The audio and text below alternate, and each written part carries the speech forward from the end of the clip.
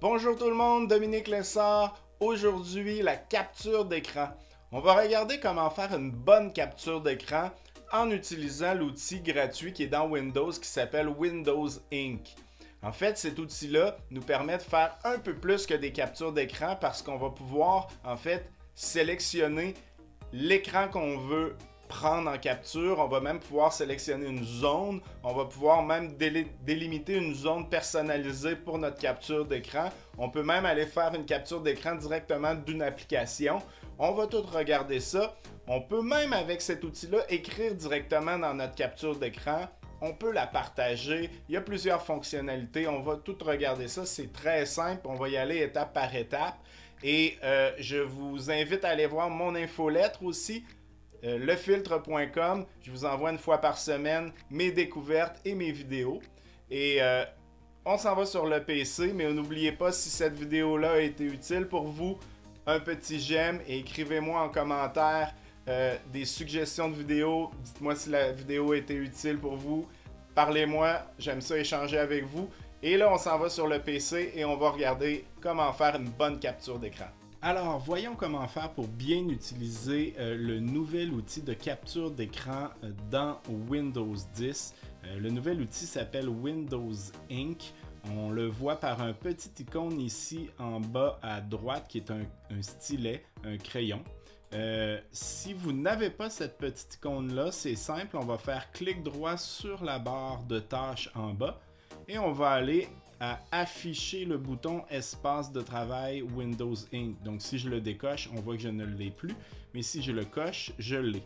Et ça va nous donner accès dans le fond à Windows Ink, donc à la capture d'écran. On clique et là on a deux choix. On peut utiliser le tableau blanc qui n'est pas une capture d'écran, qui est en fait un tableau de travail.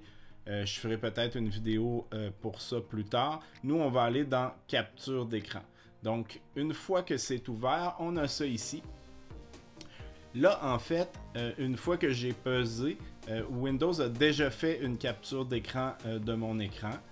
Mais si je voudrais, je pourrais utiliser d'autres fonctions. Commençons ici à droite avec Nouveau. Si je veux faire une nouvelle capture d'écran, je clique ici. Mais avant tout, je vais vous montrer, on peut prendre tout de suite la capture d'écran, mais on peut mettre un délai. Capturer notre écran dans 3 secondes, capturer notre écran dans 10 secondes.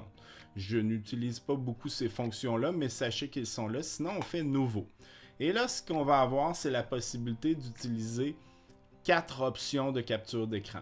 La première, qui nous permet d'avoir cette petite croix, nous permet de, en fait, déterminer ce qu'on veut prendre en capture d'écran sur notre écran. Donc si je veux prendre mon logo uniquement comme ça, ben, je vais prendre cette taille-là et je fais simplement lâcher et j'ai directement cette capture d'écran-là. Donc je peux y retourner, faire nouveau et j'aurais pu dire finalement ben, je vais prendre juste cette portion-là et je vais avoir uniquement cette portion-là en capture d'écran. Le deuxième ici à droite, c'est une forme libre. Donc, je pourrais carrément faire ce que je veux. En fait, je détermine une forme et je vais avoir cette capture d'écran-là, comme ça ici. Donc, ça, c'est une deuxième façon de faire. La troisième va me permettre de capturer une fenêtre. Donc, si j'ai une fenêtre comme ça ouverte, disons un site Internet, et je fais Nouveau, et je m'en vais sur la troisième option ici. Donc, ça va me permettre de, voyez-vous, d'aller directement sur cette fenêtre-là. Elle est surlignée. Le contour est surligné comme ça. Et ça me permet de cliquer et je vais avoir une capture de cette fenêtre-là directement avec le contour déjà déterminé. Et je peux le faire sur n'importe quoi. Si j'ai un fichier Word ou Excel ou une présentation PowerPoint, je peux aller faire une capture d'écran directement de ma fenêtre de travail. Et la dernière fonction, c'est la plus simple, c'est celle qu'on est habitué, donc je capture mon écran tout court. Si je clique, ça capture mon écran. Donc, je veux vous montrer un ajout à cet outil-là. C'est qu'une fois que mon écran est capturé, j'ai quelques outils en haut ici. Donc, je peux... le premier, c'est quand on a un écran tactile, mais sinon, les autres, ben, je peux sélectionner une encre et aller carrément dessiner sur ma capture d'écran avant de la sauvegarder.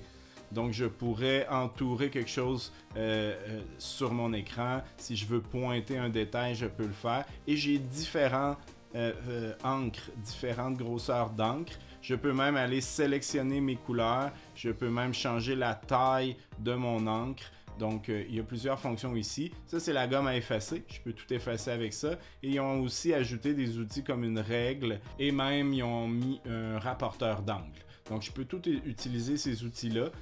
En fait, j'ai aussi un outil qui me permet de rogner mon image. Donc, je peux vraiment aller cibler après coup une portion de ma capture d'écran et faire OK. Et je vais avoir cette nouvelle portion-là qui va être là. Donc, ça, c'est très utile aussi. On peut maintenant zoomer à l'intérieur de notre image. La petite disquette, comme à l'habitude, on va enregistrer notre capture d'écran. Je peux maintenant aussi la mettre dans le presse-papier, donc la copier, et je pourrais aller ouvrir un document Word. Pour ceux qui n'ont pas cette petite barre très pratique-là, je mets un lien ici là, qui va apparaître pour aller voir comment avoir cette barre qui nous permet d'accéder à tous nos programmes hyper rapidement.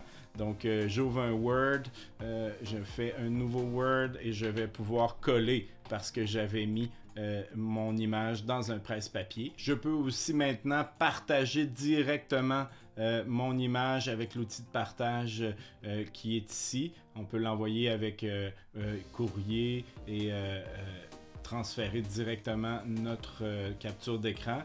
Je vous montre très rapidement aussi, on peut imprimer. Ce que j'aime aussi, c'est paramètres ici.